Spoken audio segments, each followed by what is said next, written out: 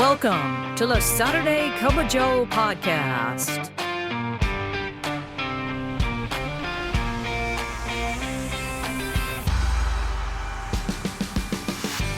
This podcast is dedicated to EAS employees of the U.S. Postal Service and members of the National Association of Postal Supervisors. So, pour yourself a cup of coffee and join us for today's episode. And now, here's your host, Robert Wakefield. Good morning, Branch 32, and good morning to our EAS friends across the country. Welcome to the Saturday Cup of Joe podcast, presented by the Nashville Post Office Credit Union. I'm your host, Robert Wakefield. Thank you. Thank you. It's great to have you all here. So let's go ahead and let's pour that first cup. Are you stressed over holiday expenses and don't know what to do? Let the Nashville Post Office Credit Union help. We are offering a Christmas loan up to $1,200 at the low rate of 12% for 12 months. Not to mention no payments for 60 days. This offer is valid until January 31st. So stop by our office or visit npocu.org for more information. I hope you enjoyed the previous podcast of the narration that I did called The Santa Within Me, which was the true story of Jay Frankston. If you have not had a chance to listen to that, I encourage you to do so. It's a true story about a Jewish guy who grew up loving Christmas and did something about it, and it had a post office connection. So I think it's a really cool story, and I hope you go back and listen to the previous podcast here on the Saturday Cup of Joe. Today, we're going to piggyback on what we started prior to that podcast, and that was the series called Taking Care of Yourself. And as a review, we talked about the importance of taking your lunch, how you need that for a reset, how it is your right to take it. It's in the ELM. And finally, you're not getting paid for it if you work through lunch. So those were the three main points. We also talked about stress and how it can affect your life, how it can affect your health, and how to manage the stress while you're an EAS employee. And then we talked about being paid properly. On many of you are being asked to work for nothing, and that's ridiculous. So those are the three things that we talked about in previous podcasts. I'm going to piggyback off that being paid properly and talk a little bit more about tea time, which is the discussion of the additional pay for EAS employees. So where I'm going to go is I'm going to go right back to that same reference to the ELM. That's 434.143, eligible for FLSA exempt EAS additional pay. So here it is. It says, FLSA special exempt employees and EAS 18 positions and below are eligible for EAS additional pay if authorized to work over 8.5 hours on a scheduled day or any hours on a non-scheduled day, even while on a temporary assignment, such as an OIC position. When authorized work exceeds 8.5 hours on a scheduled day, EAS additional pay is received for the first half hour as well as for the authorized work over 8.5 hours. Now, did you catch something out of that? Did you see that it said any hours on a non-scheduled day? How many times have I heard supervisors tell me that their scheduled day off was on Tuesday, but I got called in? Or my scheduled day off was on Thursday, and they made me work. Are you getting paid the additional time? According to the ELM here, you should be. You should be paid additional pay for your hours that you go in that you're not scheduled to be there. Are you getting that? I would suggest you look into this and suggest this to your boss. If you get called in, you tell them, well, I'll be glad to come in, but I will expect the additional pay that the ELM provides. All right? So be sure you take advantage of that because, I mean, it's It's there, right there in black and white. Now, I enjoy visiting other NAPS branch websites, and I even wrote about that in an upcoming article for the Postal Supervisor magazine. It's my goal to see, I would love to see every branch have a website that has their stuff on there, because I like to read about what's going on in the NAPS family. I enjoy that. So there are some branches out there that haven't updated their website in years. I mean, they're still announcing meetings that took place 5 years ago. I think I missed that one. So I missed that meeting. So if you've got a website, I encourage you to update it and bring it up to standards, as they say. But I was looking around on some websites, and I ran across Branch 100. And in Branch 100, they had this great article about this subject, about this tea time subject. And here's what it says. Someone wrote from this website, tea time is necessary if the workload exceeds your regular workday, or if you need to work on your day off because of vacancies, leave, etc. This means if you are a level 17 supervisor of customer service, an SCS, a supervisor of distribution operations, an SDO, a supervisor of transportation operations, that's an STO, or a supervisor of maintenance operations, an SMO. If you are working, you are eligible to receive additional pay provided that you are authorized to work. So that was right out of Branch 100's website in this particular article. But then they went on and they had a clever way to make sure you get paid. And it's called the 3 A's. Every one of these things starts with the letter A. So here they go. Number 1, your supervisor must be made aware of it. They must acknowledge it, and it must be approved.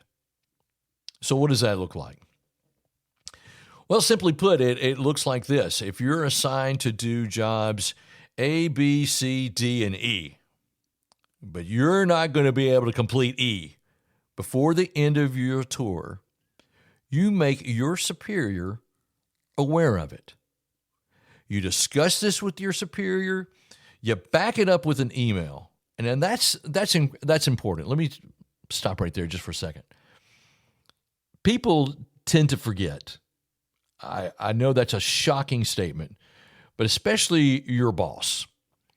If you go up to your boss and you tell them and you make them aware that I have 3 carriers that's going to be after 9 o'clock, let's just make something up, and I'm due to be off at 7, I need to make you aware that I'm going to be needing to stay extra hours, but I want you to tell me what you want me to do. But then, after you have that conversation, you go right to your email and you back it up with an email. And you send a copy of it, you blind copy of it, send it to your home email address. Always document any time that you have to do this kind of thing. Simply because people forget, okay? But the first thing you have to do is you have to make your superior aware of it. And I always encourage that you back that up with an email. Then, your superior, your manager, should acknowledge it. Now, here's the thing. If they say figure it out, well, then do so. Figure it out. But do not stay past your end tour. Figuring it out is not authorizing you to stay. Figuring it out says, well, okay, I'll do this, and then at the end of my day, I'll go home or go bowling, whatever you want to do. But don't stay past your end tour because, number 1, you weren't authorized to do so. So figuring it out is just not an answer. If they don't answer, if you don't get an acknowledgement and you've notified them and you've made them aware of it, don't stay past your end tour. Go home. And why do you not stay past your end tour? It's because they have to approve your additional time to stay. They have to approve that so that in order for you to be paid. staying without approval is not a good idea. Be honest about your workload and be honest with yourself. You tell them if the carriers are not going to be back till 9 o'clock, I need to know what you want me to do. And if you want me to stay, I'll stay, but I will be paid tea time for the hours that I'm staying past my end tour. One more thought from the Branch 100 article that I thought was really good. It says this: if you are instructed to work off the clock, notify the branch. That is serious, so be specific and do not deal in generalities like, well, they told me I had to finish my tax, or I have to wait for the last carrier before I could leave. That's not specific enough. You're not following the 3 A's, and neither is your boss, your superior. So that's a great thing. If you are instructed to work off the clock, notify your branch immediately, because that goes against everything that the Postal Service stands for. So following the 3 A's, as suggested by Branch 100, make them aware of it, make sure you have acknowledgement of it, and be sure you get it approved. Because by doing so, that is a way that you can take care of yourself. All right, let's go ahead and pour that second cup.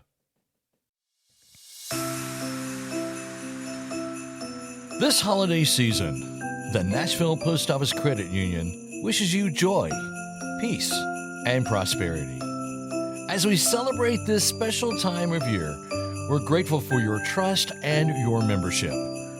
May your days be merry and bright, and your new year filled with success and happiness. From all of us at the Nashville Post Office Credit Union, Merry Christmas and a Happy New Year. For our second cup today, I want to do an exercise that I think that all of us as EAS employees have done from time to time. So here we go. Breathe in and breathe out. You did it. As an EAS employee, you have just gone through the peak season. This is due to drop on December the 28th, and that means that Christmas will be behind us, and the peak season will also be behind us. You've gone through a lot. You've done a tremendous job. You've gone through call-ins. You've covered machines. You've dealt with customers. You've dealt with C360s. You made out schedules. You dealt with the unions. You even went out there and delivered mail. Some of you may have missed your children's Christmas play at school. Many of you worked sun up to sundown to see that the job got done. Some of you worked on Sunday Amazon to make sure those deliveries took place. As an EAS employee in peak season, you went through a lot. And you deserve congratulations for living through yet another peak season. I went through 35 Christmases in my postal career, 16 of those as an EAS employee. And I think you've got it much tougher than I did. I think it's much tougher now than it was just 4 years ago when I retired. So congratulations on getting through peak. And I hope that you all have a happy, happy new year. And while I'm thinking about it, let me plug a little thing here. Bob Levy, the Director of Legislative and Political Affairs, has a podcast called Naps Chat, and I was a special guest on Naps Chat this time. So I think that episode is due to drop on December 24th. Bob and I talk about Christmas and Christmas cards and biblical letter writing. It's really a fun little episode. So go check out Naps Chat, and that's with Bob Levy, the Director of Legislative and Political Affairs, and you can get that wherever you get your podcasts. So thank you for listening to the Saturday Cup of Joe podcast presented by the Nashville Post Office Credit Union. Now, you know what the drill is. Sharing is caring. I love saying that because I don't know really what it means. But anyway, they say it's really a great thing to do. Share this podcast with all of your EAS friends and NAPS members wherever you may be. It's going to take all of that to make this podcast grow. And tell me something, what branch are you in? Let me know. Send me an email on what branch you're from. Which branches are listening to the Saturday Cup of Joe podcast? Hey, is anybody listening from Branch 100? I mentioned you today. All right. Thanks so much for listening to the Saturday Cup of Joe podcast. I'm Robert Wakefield. And remember, every great weekend starts with a great cup of Joe. We'll see you next time. Thank you for tuning in to the Saturday Cup of Joe podcast. Please note that the views and opinions expressed in this podcast are solely those of Robert Wakefield and do not necessarily reflect the views of the National Association of Postal Supervisors. We welcome your questions and comments, so send those to SaturdayCupOfJoe@gmail.com.